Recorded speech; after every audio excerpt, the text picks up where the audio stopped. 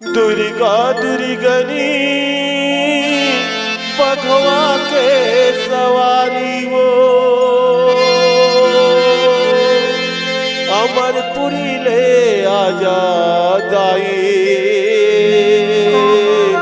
आए तोर दुआरी वो।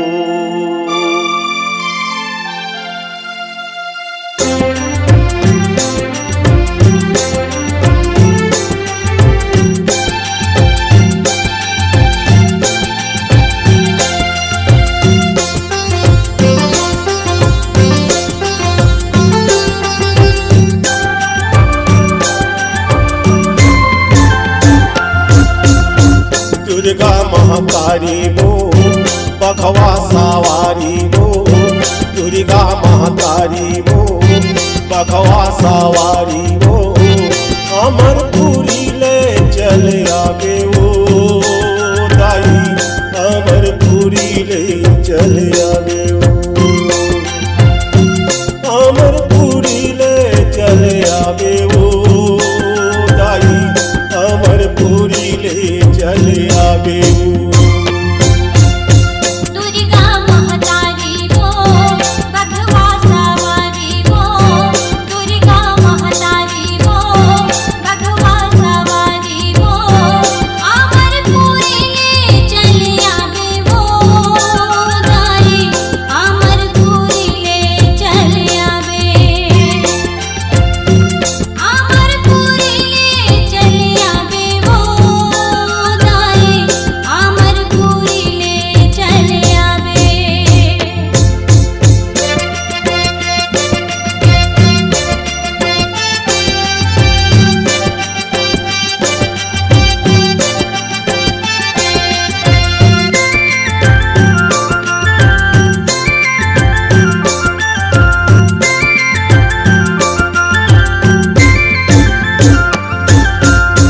पहली अवतारी सैलायो पुत्री वो सैलायो पुत्री वो, दूसरे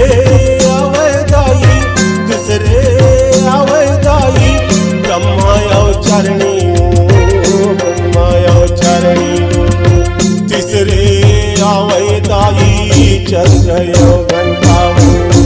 दुर्गा महतारी वो दुर्गा महतारी वो बघवा सवारी वो अमरपुरी ले चल आगे वो दाई अमरपुरी ले चल आगे वो।